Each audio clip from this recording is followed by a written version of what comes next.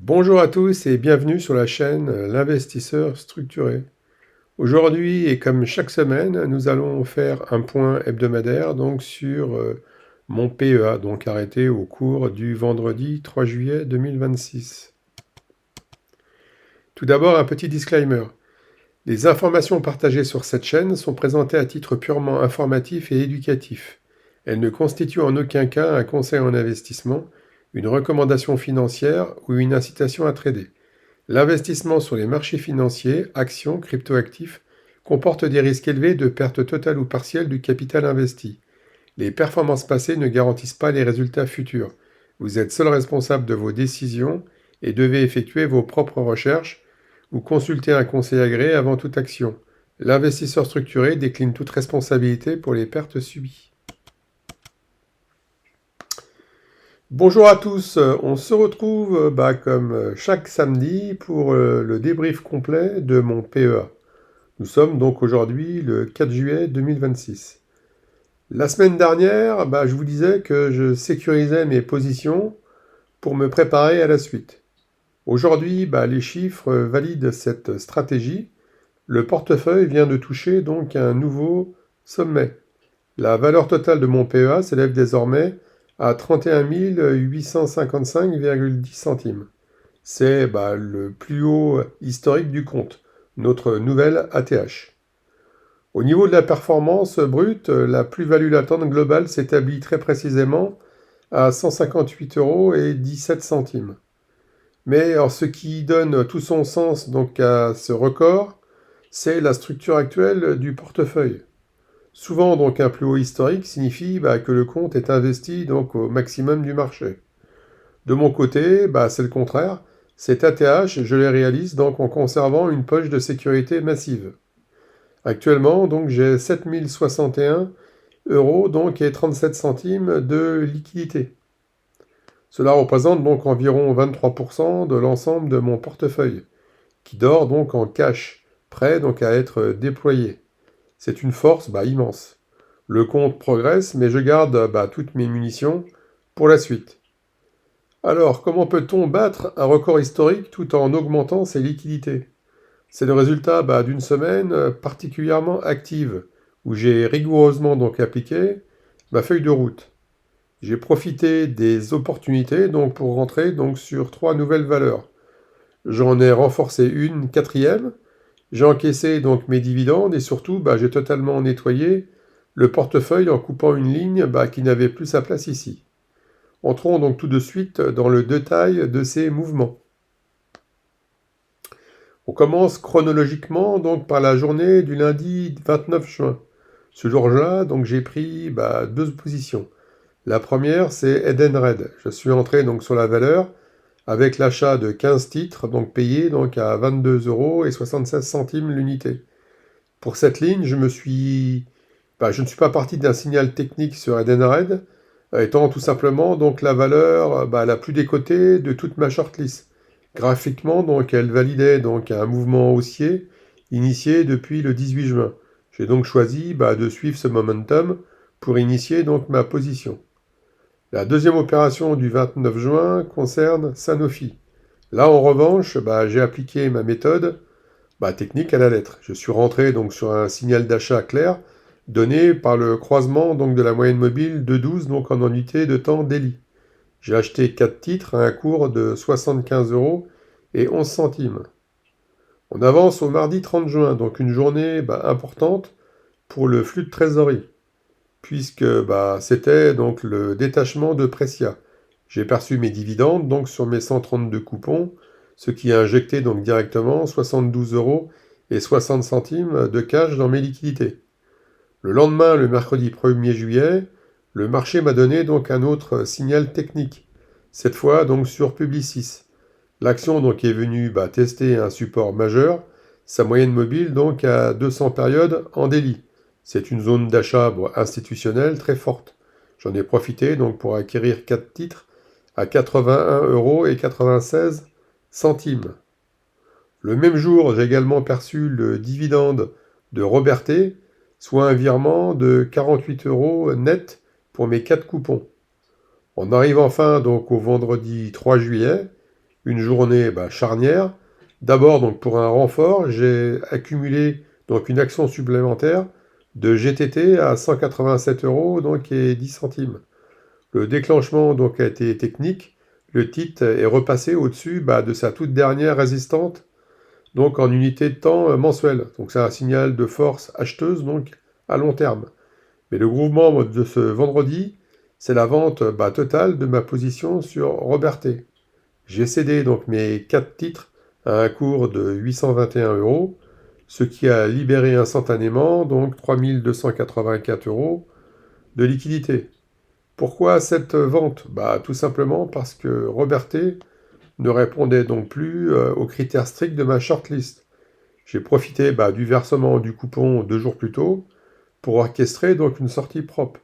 Si l'on regarde uniquement le cours de bourse, je sors en légère perte sur mon prix d'achat brut, mais en intégrant le dividende perçu donc le 1er juillet, l'opération globale se solde en positif avec un gain final net de 3,17 €. Donc là, la position est fermée, le choix était stratégique et le cash donc est sécurisé. Pour bien comprendre la structure de ce portefeuille et l'impact de mes derniers arbitrages, nous allons faire donc un tour du côté de mes métriques sur l'outil Morning. Commençons donc par les projections. Aujourd'hui, ma projection de dividendes sur les 12 prochains mois s'établit donc à 600 euros. C'est une progression de 14 euros par rapport à la semaine dernière, ce qui valide l'efficacité des lignes que je construis donc au fur et à mesure. Mais il faut bien donc distinguer les projections futures de la réalité de cette année 2026. Depuis le 1er janvier, j'ai déjà concrètement encaissé 1014,94 € de dividendes. Ce montant donc important s'explique par le fait que j'ai capturé les coupons de plusieurs positions historiques que j'ai choisi de céder par la suite, à l'image donc de Robertet cette semaine. Avec ces résultats réels, je suis actuellement donc à 24% de mon objectif à long terme, qui est de collecter 2500 € de dividendes par an. Si l'on regarde mes ratios d'efficience, mon rendement actuel s'affiche à 1,88% et la croissance moyenne de mes dividendes est de 16,08%. Ces deux chiffres sont en baisse par rapport à la semaine dernière, mais attention à l'interprétation. Cette baisse ne signifie pas que mon portefeuille perd en qualité, elle s'explique uniquement par mon niveau de liquidité. Le cash ne distribuant pas de coupons, le fait d'avoir 23% du portefeuille donc sur le côté vient mécaniquement donc diluer mon rendement facial. C'est le prix donc à payer pour avoir un trésor de guerre disponible. Terminons donc par la répartition sectorielle et le profil de risque qui ont bien évolué. Actuellement, mon capital est réparti sur 7 secteurs distincts. La technologie reste ma première exposition, donc à hauteur de 25%, suivi de près par l'industrie à 23%. Viennent ensuite l'énergie à 13% et les matériaux à 12%. Enfin, la santé représente 2%, tandis que la finance et les services de communication ferment la marche avec 1% chacun. Le reste correspond à mes liquidités. En matière de sensibilité conjoncturelle, le portefeuille est très clairement donc typé pour la relance. Donc j'ai 62% de valeurs sensibles, 14% de valeurs cycliques et seulement 2% de valeurs purement défensives. Le solde de 23% correspond là encore à mes liquidités donc qui attendent leur heure. Nous allons voir maintenant donc en détail les 10 positions détenues dans mon PEA. Tout d'abord, Air Liquide, 22 titres, PRU donc à 155,68 €, prix de clôture 180,30 €, plus 15,81% donc de plus-value latente. Je vous rappelle que ces 22 titres sont détenus au nominatif. Dassault Systèmes, 251 titres, un PRU donc à 18,88 €, un prix de clôture à 18,495 €, moins 2,08% donc en moins-value latente. Edenred, 15 titres, un PRU donc à 22,91 €, prix de clôture 23,91 €, plus-value latente de plus 4,33%. GTT, 22 titres. PRU à 198,13 €. Prix de clôture à 189,70 €. Une moins-value latente de moins 4,25%. Ipsen, 2 titres. PRU à 159,93 €. Prix de clôture 170,70 €. Plus-value latente de plus 6,73%. Precia, 132 titres. PRU donc à 25,82 €. Prix de clôture à 24,90 €. Moins-value latente de moins 3,60%. Publicis, 4 titres. PRU à 82,53 €. Prix de clôture 85,70 €. Plus-value donc de plus 3,83%. Sanofi, 4 titres. PRU donc à 75,65 €. Prix de clôture 75,81 €. Plus-value donc de plus 0,2%. Thales, 17 titres. PRU donc à 233 € donc 0,9. Prix de clôture 238,20 €. Plus-value latente de plus 2,19%. J'ai donc 17 titres. Wavestone, 82 titres. PRU donc à 41,97 €. Prix de clôture 40,60 €. Moins-value latente de moins 3,28%. Nous commençons l'analyse graphique avec la société Edenred. Donc Edenred toujours haussier, donc au-dessus de sa moyenne mobile 200 périodes, au-dessus du nuage. Le titre donc avait donné un signal d'achat le 18 juin. Pour l'instant, le momentum est toujours haussier. Point important, donc le titre a clôturé cette semaine au-dessus donc de la dernière résistance mensuelle, qui était donc à 23,34 €. GTT toujours haussier, donc au-dessus de sa moyenne mobile 200 périodes. Par contre, le titre est sous son nuage. Il avait donné donc un signal de vente le 18 juin. Depuis, donc, il a rebondi sur sa moyenne mobile, donc 200 périodes. Et chose importante, il a clôturé donc cette semaine au-dessus du dernier support mensuel, qui était donc à 185,90 €. Le grand toujours haussier, donc au-dessus de sa moyenne mobile 200 périodes. Par contre, le titre est sous le nuage. On avait eu par contre un signal de vente le 29 juin. Donc on restera à l'écart sur le titre. Schneider.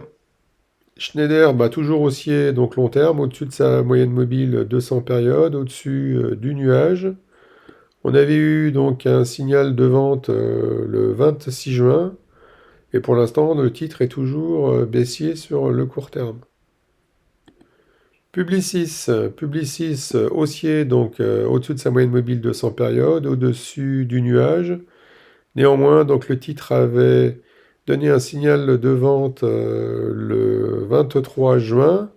On est rentré sur le titre cette semaine, donc lorsque le titre a donc touché sa moyenne mobile 200 périodes. Donc on a fait un petit achat donc pour re-rentrer sur le titre. Vinci, donc toujours haussier, au-dessus de sa moyenne mobile 200 périodes, au milieu de nulle part dans le nuage. Le titre avait donné donc un signal de vente le 29 juin. Donc pour l'instant, on restera à l'écart. Sanofi, donc toujours baissier long terme, sous sa moyenne mobile 200 périodes, sous le nuage. Le titre a donné néanmoins donc un signal d'achat le 26 juin et a rebondi donc sur sa moyenne mobile le 2 juillet. Robertet, donc je suis sorti cette semaine sur le titre. Donc le titre est toujours baissier long terme, sous sa moyenne mobile 200 périodes. Il est au milieu du nuage. Le titre a néanmoins donné donc un signal d'achat sur la journée du 1er juillet. Air Liquide. Air Liquide toujours haussier, donc nouvelle ATH cette semaine sur le titre. Donc depuis son signal d'achat du 24 juin, donc le momentum est très haussier sur la valeur. Total. Donc Total, toujours haussier long terme, au-dessus de sa moyenne mobile. Néanmoins, le titre est sous le nuage. On a donc eu un signal de vente le 12 juin. Depuis, le titre a toujours fait des plus bas, même s'il semble se ressaisir sur cette fin de semaine. Wavestone. Wavestone, toujours baissier long terme, sous sa moyenne mobile de 100 périodes, sous le nuage. Le titre a donné donc un signal d'achat cette semaine, donc le 1er juillet. Ipsen. Ipsen, toujours haussier long terme, au-dessus de sa moyenne mobile de 100 périodes, au-dessus du nuage. Le titre avait donné donc un signal d'achat le 22 juin. Depuis, le mouvement haussier est toujours en cours, donc sur la valeur. Hermès, toujours baissier long terme, sous sa moyenne mobile 200 périodes. Il attaque le nuage, donc pour l'instant, donc on a eu un petit signal d'achat, donc sur la journée de vendredi. Precia. Precia, toujours baissier long terme, sous sa moyenne mobile de 100 périodes, sous le nuage. Donc on avait eu un signal de vente le 16 juin. Depuis, le titre n'arrive pas donc à rebondir, hein. Même s'il semble avoir rebondi donc sur son dernier support mensuel. Pour l'instant, c'est quand même baissier long terme. LVMH, donc toujours baissier long terme, sous sa moyenne mobile de 100 périodes. Le titre est quand même au-dessus de son nuage. Il a donné un signal d'achat donc sur la journée de jeudi. Thales. Thales, prochain rendez-vous, c'est voir comment le titre va réagir sur sa moyenne mobile, hein, qui pour l'instant le titre reste baissier sur le long terme. Donc on regardera donc si ce titre est capable de casser sa moyenne mobile de 100 périodes, ce qui lui permettrait de revenir donc haussier. Pour l'instant, on a eu quand même un beau signal d'achat donc sur la journée du 1er juillet. Dassault Systèmes, donc Dassault Systèmes toujours baissier long terme, sous sa moyenne mobile de 100 périodes, sous le nuage. Le titre avait donné donc un signal d'achat le 25 juin, et donc pour l'instant son momentum est toujours haussier. L'Oréal. L'Oréal, donc, toujours haussier long terme, au-dessus de sa moyenne mobile de 100 périodes, au-dessus du nuage. Le titre a redonné donc un signal d'achat donc sur la journée de jeudi. Donc, pour l'instant, rien à dire, hein. Il est le titre est plutôt haussier sur le long terme. Neuron. Neuron, toujours baissier long terme, sous sa moyenne mobile de 100 périodes, sous le nuage, même si on avait donné donc un signal d'achat sur la journée donc du 1er juillet. Sur ma shortlist, justement, donc parlons de la suite et de la manière dont je vais déployer donc ce cache. Je rappelle ma méthode stricte. Je ne cherche pas donc bêtement des PER bas. Mon but est de sélectionner des dossiers fondamentalement solides qui affichent une belle croissance de leurs dividendes et d'attendre qu'ils soient décotés d'au moins 25% par rapport donc à leur valeur intrinsèque pour initier donc ou renforcer donc une position.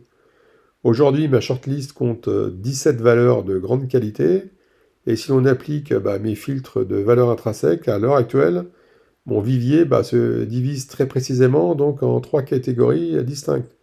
Dans la première catégorie, nous avons les dossiers qui ne sont absolument pas dans des zones d'achat selon mes critères, car ils restent actuellement donc beaucoup trop chers. C'est le cas donc pour Hermès, Schneider, Vinci, L'Oréal, Legrand et LVMH. Sur ces valeurs, je reste spectateur et j'attends sagement un repli significatif. Dans la deuxième catégorie, on retrouve ce que j'appelle donc la zone intermédiaire. Ce sont des actions de grande qualité qui cotent aujourd'hui donc en dessous de leur valeur intrinsèque, mais qui n'offrent pas encore donc la marge de sécurité requise de 25%. Dans ce cas de figure, nous avons donc Air Liquide, Neuron, Dassault Systèmes et Thales. C'est une zone d'observation active, Elle se rapproche, mais le compte n'y est pas encore, donc pour appuyer sur la gâchette. Enfin, dans la troisième catégorie, nous avons les dossiers qui se situent pleinement dans ma zone d'achat, donc validant la décote de 25%. On y trouve donc Publicis, GTT, Wavestone, Edenred, Sanofi, Total et Ipsen. Ce sont précisément ces valeurs que je surveille comme le lait sur le feu. Le prix donc est au rendez-vous et elles seront donc renforcées ou accumulées dès qu'un signal technique clair se déclenchera. Avoir donc 23% de cash me permet de rester serein. Chaque euro sera donc investi de manière chirurgicale, uniquement lorsque toutes les planètes seront alignées et sans aucune émotion. Pour résumer donc cette semaine du 4 juillet, le PEA est au plus haut historique à 31 855 € et 10 centimes. Donc la plus-value latente est positive et nous avons 23% de cash prêt à l'emploi. Donc la stratégie se déroule exactement comme prévu. Avant de vous laisser, je tenais donc à saluer une autre belle performance, mais du côté de la chaîne. Donc nous venons tout juste de franchir un nouveau cap en passant donc les 178 abonnés. La communauté grandit de semaine en semaine et votre soutien dans l'espace commentaire donc est un excellent moteur pour continuer donc à partager mon parcours donc en toute transparence. Si ce débrief transparent vous plaît, n'hésitez pas à laisser donc un pouce bleu et à vous abonner donc pour qu'on aille chercher ensemble les prochains objectifs du portefeuille. Dites-moi en commentaire si vous aussi vous accumulez du cash en ce début du mois de juillet ou si vous avez profité des opportunités de la semaine. Merci à tous d'être restés jusqu'au bout. Passez un excellent week-end et bons investissements donc à vous. Et à la semaine prochaine. Merci.